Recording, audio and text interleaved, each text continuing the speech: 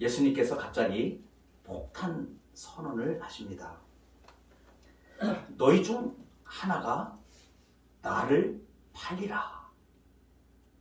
순간 저녁을 먹던 12 제자들은 얼음장같이 얼어붙었습니다. 도대체 이게 무슨 날벼락 같은 말씀인가? 우리 중에 배신자가 있다니. 3년 동안을 우리는 동행동숙하며 한 가족같이 지내왔는데 우리 중에 배신자가 있다니. 이게 있을 법이나 한 말인가? 사복음서는 이 당시의 현장을 여러 각도로 기록하고 있습니다. 마태복음, 마가복음에서는 제자들이 몹시 근심했다 이렇게 말합니다.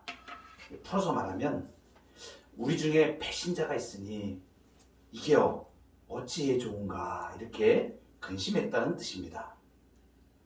누가복음에서는 그들이 서로 묻되 우리 중에서 이 일을 행할 자가 누구일까? 라고 합니다.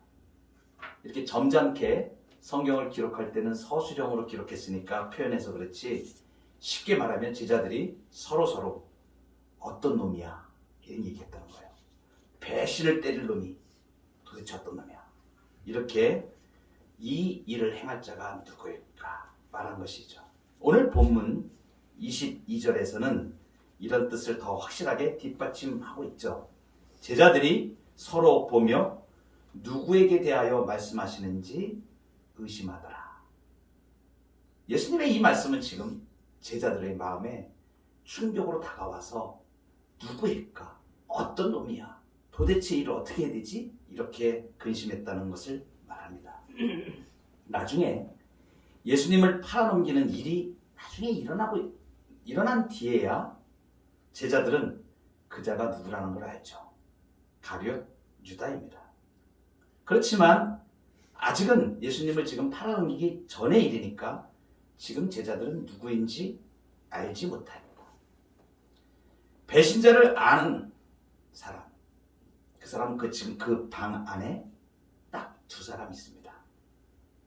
예수님이 알고 계셨죠. 그리고 그 예수님을 팔 자신, 가룟 유다 자신입니다.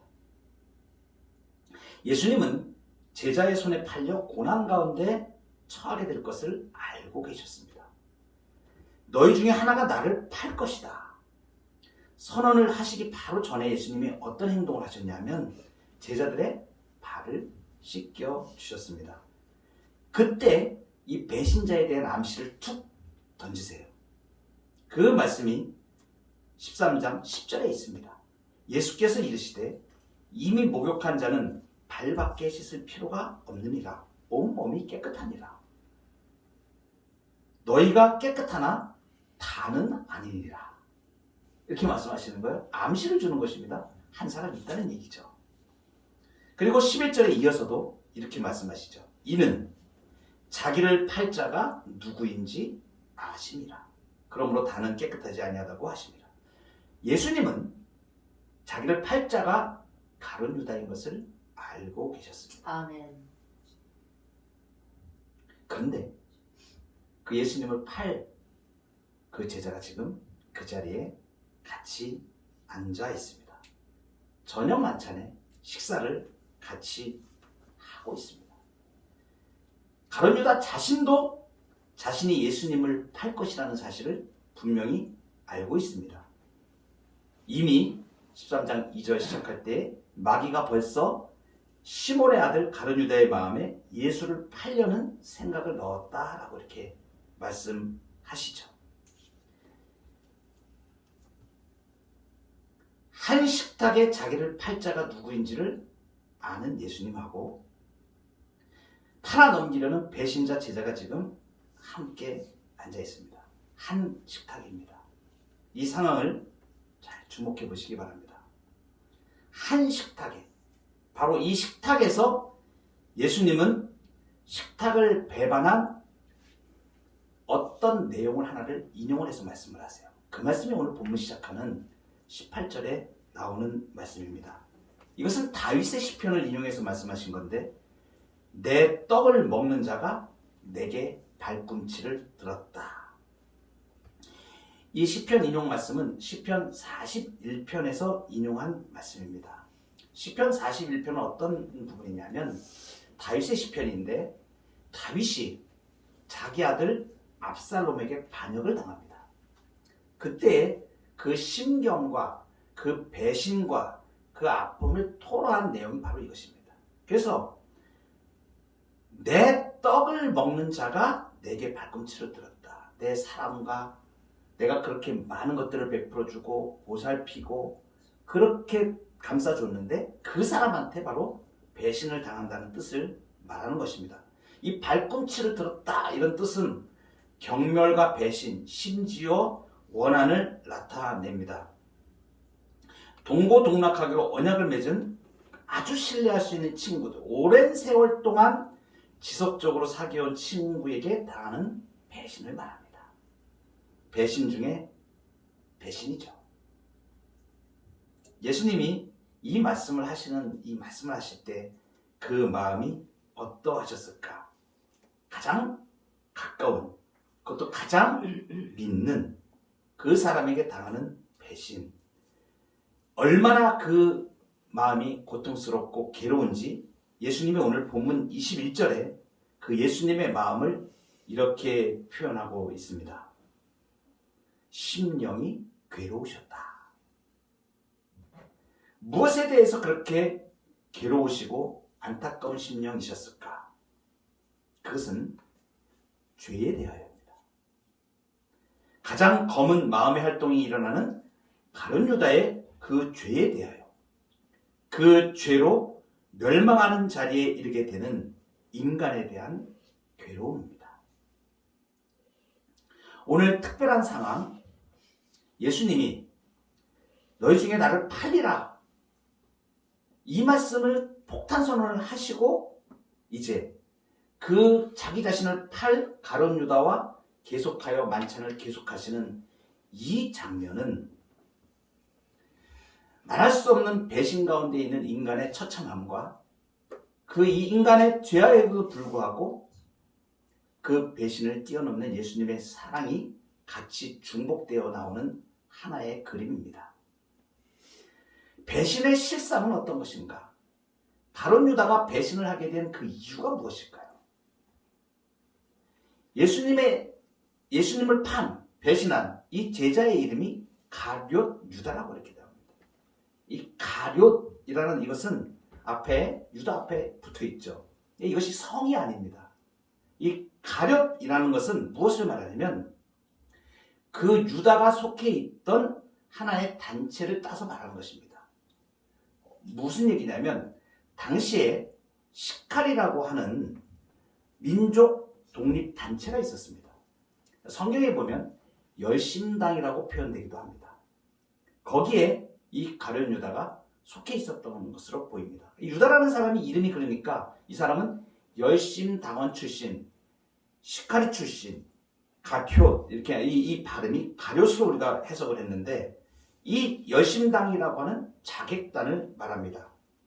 이 단체의 회원들은 지금 로마의 압제에서 이제 유대의 해방을 위해서 독립운동을 하는 사람들이에요. 말하자면. 그러니까 품에 단도를 이렇게 가지고 다녔다고 합니다. 우리 일제시대 때 효창운동장 가면 일제치하에서 우리 독립운동하신 분들이 폭탄을 던지고 총을 쏘고 했지 않습니까? 그와 같이 이 열심당원들은 가슴에 단도를 품고 다니는 거예요. 그 단도로 이제 유대민족을 학대하는 어떤 로마인들이나 또는 로마의 자기 민족을 압제하는 데 앞장서는 매국노 이런 사람들을 단도로 암살하는 자객단입니다. 그러니까 얼마나 큰 열심이 있는 사람들인지 모릅니다. 이들의 최종 목적이 뭡니까? 로마로부터 이 유대 나라를 해방시켜서 이제 힘 있는 나라, 강성한 나라, 다윗 왕국에서 있었던 그러한 것을 자기들이 정치적으로 이루겠다고 하는 야망을 가진 사람들입니다.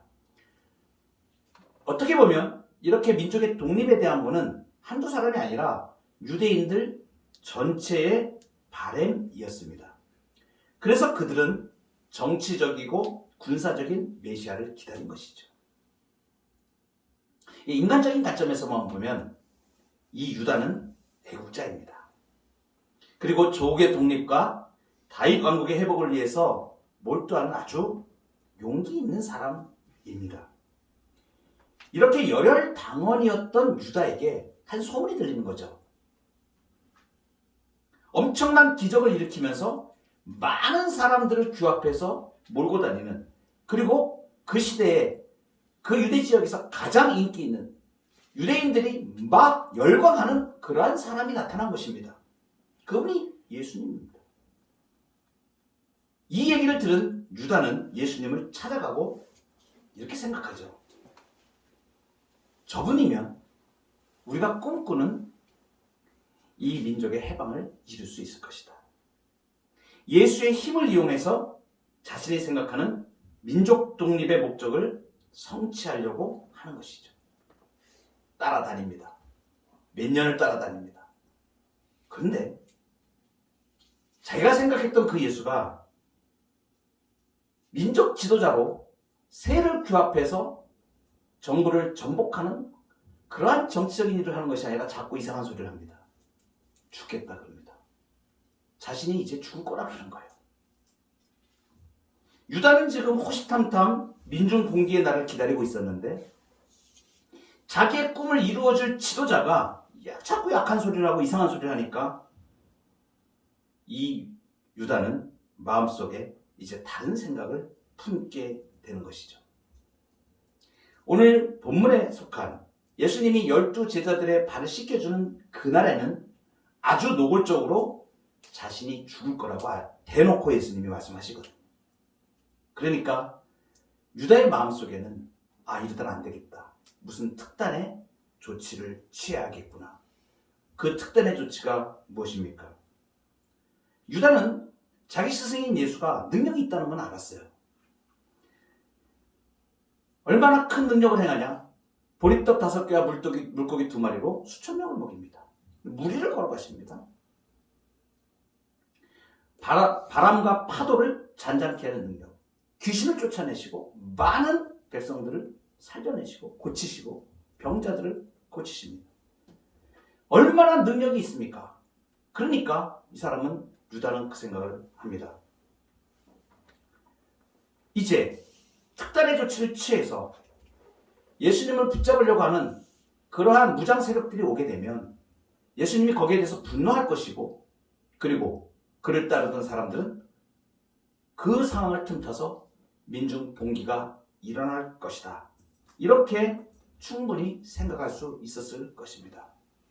혹자들은 유다가 은 30에 예수님을 팔아넘겼기 때문에 돈에 욕심이 나서 그런 거 아닌가 이렇게 생각하는 사람도 있는데, 사실 그러한 것은 설득력이 좀 약합니다. 왜냐하면 은 30이 있는 것은 큰 돈은 아닙니다. 무슨 유다가 민족 봉기 독립자금으로 쓸 만큼 아주 거대한 자금도 아니고요. 사실 별거 아닌 불가한 돈입니다. 그것에 욕심을 냈을 리가 없다는 것이 나중에 이 유다가 예수님이 잡히고 난 다음에 성전에 그 돈을 대제사장들에게 던져버립니다. 그러니까 돈에 욕심이 있어서 예수님을 판 것은 아닌 것으로 보입니다. 실제적으로 당시의 상황과 이 유다의 입장을 생각해 보면 이가 얼마나 열심당원으로 정치적인 메시아, 로마의 압제에서 벗어나는 민족 부흥의 꿈을 꿨는지를 우리가 알게 되고, 그가 택한 방법은 특단의 조치로 민중 봉기를 일으키려고 하는 그러한 생각이 그 밑에 자리하고 있었다고 볼 수 있는 것이죠. 예수님이 잡혀갑니다. 그리고 죄인으로 몰려서 채찍에 맞는 모습을 보게 됐을 때, 그때 가룟 유다는 내가 생각이 잘못됐구나 라는 것을 이제 그때 가서 알게 되는 것이죠. 그래서 이것은 아니다. 가책을 느끼고 그 예수님을 충고하는 그 자리에 대제사장들과 거기에 쫓아가서 은 30을 던지며 큰 소리로 말합니다. 이거 아니었다. 내가 생각한 게 아니었어. 이건 아니었어. 내가 무죄한 피를 팔았다. 내가 무죄한 피를 팔았습니다. 다시 돌립시다. 이미 때는 늦은 거죠. 이건 내가 의도한 결과가 아니라고 지금 가룟 유다는 말을 하는 것입니다. 그때 대제사장들과 장로들이 얘기하죠. 그게 우리하고 무슨 상관이 있냐? 네가 당하라. 네가 한 일이니까 네가 당하라. 은 30을 성소에 던져놓고 나가서 스스로 목매어서 죽습니다. 끝까지 자기의 책임을 지려고 장렬한 죽음을 했으니까 이 죽음이 멋지다고 생각이 되시나요? 무엇이 문제입니까? 이 배신의 실상 그 안에 무엇이 있는가를 지금 말씀드립니다. 성경은 바로 이게 죄라고 말합니다.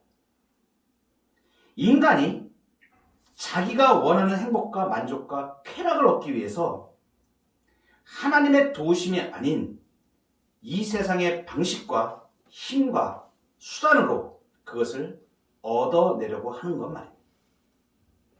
인간이 자기의 불가능함을, 무력함을 인정하지 않고 하나님 앞에서 자기의 연약함을 인정하지 않는 것. 이것이 죄입니다. 유다의 자세가 어떻습니까? 내 죄는 내가 책임진다는 것입니다. 구차하게 하나님 앞에 용서를 구하거나 도움을 바라지 않겠다는 것입니다. 그 죄를 자기가 책임질 수 있다고 생각하는 것. 이것이 죄입니다. 착각이거든요. 자기의 죄를 자기가 담당할 수가 없습니다. 아멘. 자기가 자기의 죄를 감당할 수 있다고 생각하는 것, 그만한 능력이 있다고 생각하는 것, 이것이 착각인 것입니다. 그런데 제 놀라운 이 진리는 뭐냐면 이 가룟 유다의 이 사건과 같은 사건이 여기서만 일어난 게 아니고 이미 그 전에 일어났다는 사실이에요.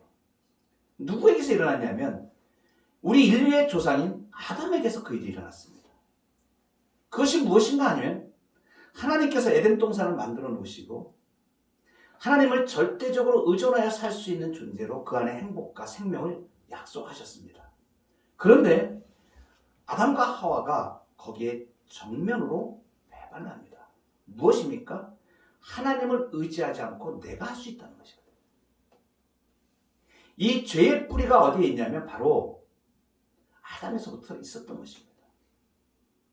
이 대표적으로 예수님을 지금 팔아넘기는 이 가룟 유다의 이 마음속의 가장 근본적인 죄는 무엇이냐면 자신의 생각대로, 자기의 뜻대로, 그리고 자기가 주장이 되어서서 하나님 없이 모든 삶을 살아갈 수 있다고 하는 그 근본에 가룟 유다의 죄가 있는 것입니다.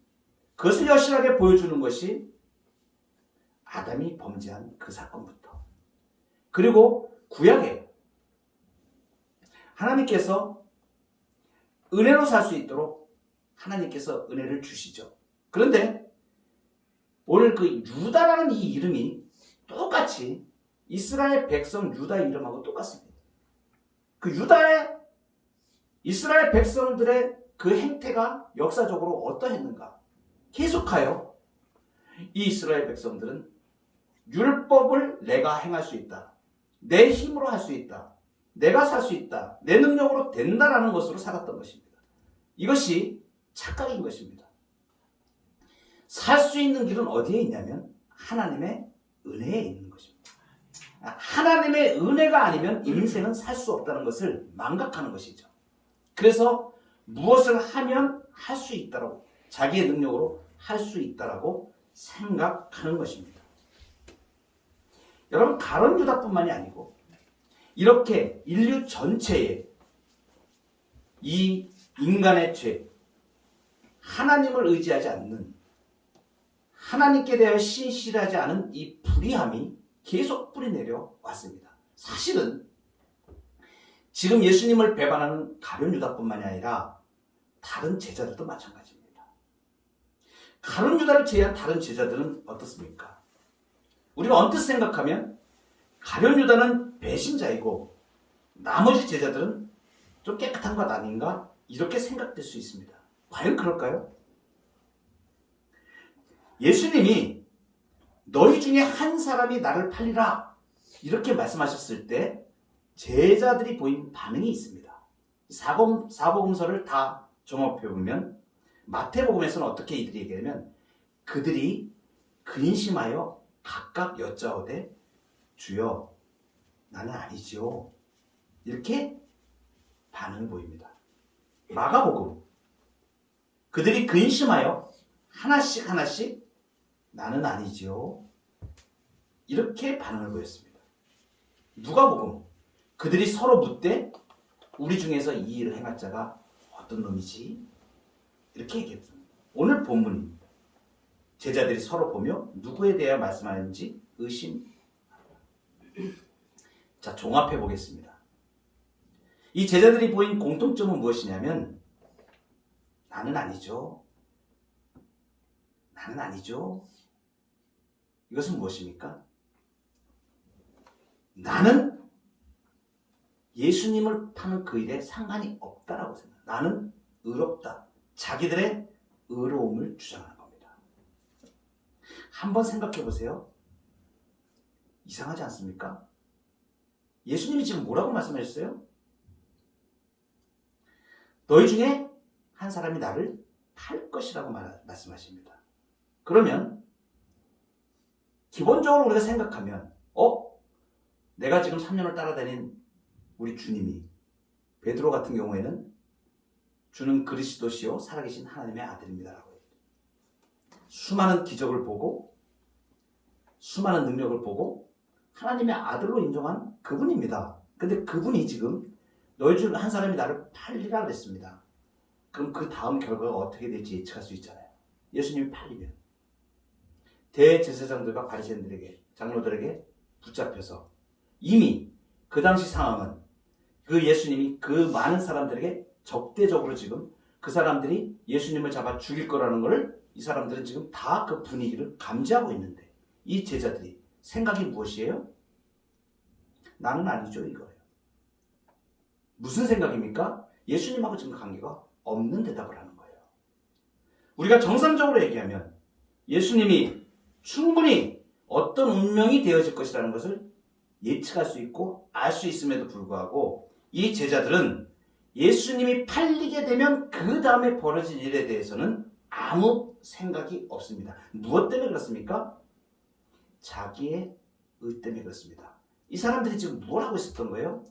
예수님이 정치적인 메시아로 이 땅에 그 왕국을 이루시게 되면 그때 나도 한 자리 해야 될 텐데 라는 생각으로 지금 그 만찬 자리에서 싸우고 있었던 것입니다. 그러니까 이 많은 제자들도 가룟 유다와 다를 바 없이 자기의 의를 가지고 살았던 것입니다. 여러분, 이 재밌는 사실은 나중에 오순절 성령이 임한 다음에 예수님이 죽으시고 부활하시고 성령을 부어주셔서 깨닫게 하시고 알게 하시기 전까지는 이 제자들은 똑같은 모습을 보입니다. 예수님을 따라다녔습니다. 예수님을 살아계신 하나님의 아들로 고백까지 했습니다. 그런데 지금 어떤 일을 하고 있는 거예요? 자기의 의를 내세우고 똑같은 일을 지금 하고 있는 것입니다. 그래서 이 배신의 실상은 지금 무엇을 말해주느냐면 이 자리는 지금 가룟 유다, 나를 팔 사람이 한 사람이 있다. 가룟 유다와 이 제자들과 이 모든 현장은 지금 우리에게 무엇을 말해주냐면 우리 역시 그렇게 비참한 인생인 것을 말해주는 것입니다. 배신의 실상이요. 예수님을 아예 모르는 사람들에서 지금 일어난 게 아닙니다. 이 사건은 예수님을 3년을 주야장창 따라다니고 주님을 고백했던 그 제자들이 있는 자리에서 지금 예수님이 말씀하시는 거예요. 예수님 측근에서 예수님을 잘 따른다고 하는 그 사람들에 대해서 지금 일어나는 것입니다. 무엇을 말해줍니까?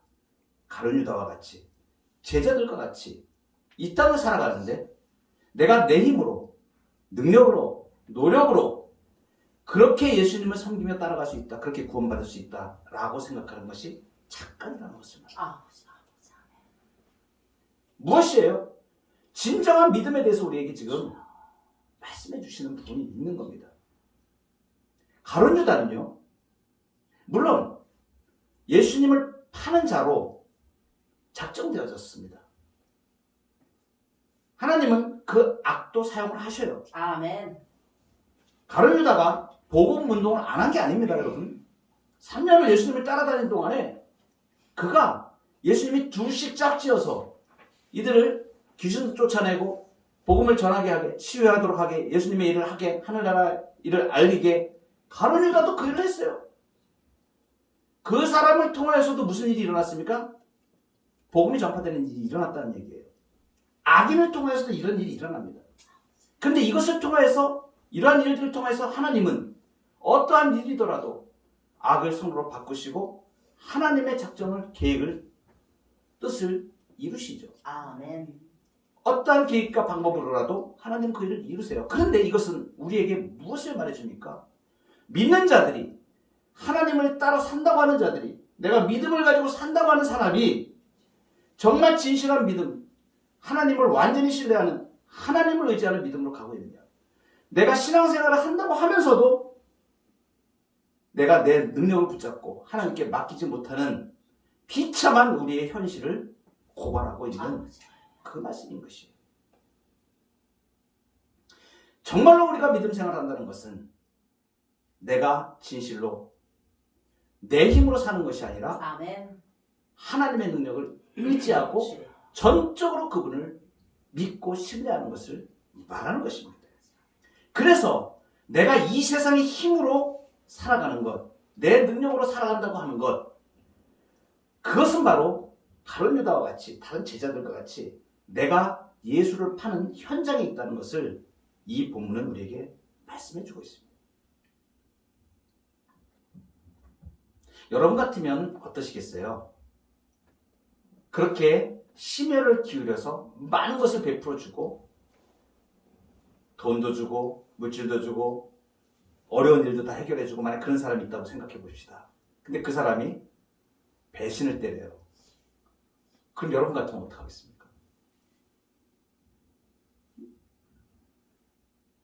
욕을 하고 죽일 놈이라고 하고 아마 별 조치를 다 취하든지 고발도 하고 할 수 있으면 법적인 모든 수단 동원해서 저는 망하게 만들어야 돼. 막 이럴지도 모릅니다. 배신에 대한 분노는 너무너무 아픈 것입니다. 죄악된 인간에 대한 이 괴로움, 이 괴로움에도 불구하고 예수님은 이 이미 알고 있는 가룟 유다의 배반을 폭로하지 않습니다. 그 만찬 자리에서 나중에 제자들이 알 수 있도록 암시와 간접적인 표현을 하시지만 직접적으로 유다를 지목하지 않으세요. 오히려 떡 한 조각을 적셔서 가룟 유다에게 주십니다. 이미 뻔히 알고 있는데도 그 떡을 받으면서 가룟 유다가 저는 아니죠. 이렇게 말합니다. 예수님이 그때 마음 상태가 어떠셨을까요? 유다야, 유다야, 돌이켜라. 그만이 아니셨을까요? 떡 한 조각을 주시면서 아담과 하와가 범죄하였을 때 하나님이 아담아, 아담아, 네가 어디 있니? 지금 어쩌면 그 주님이 우리의 비참한 가운데 있는 것을 부르시는 음성일 수도 있습니다.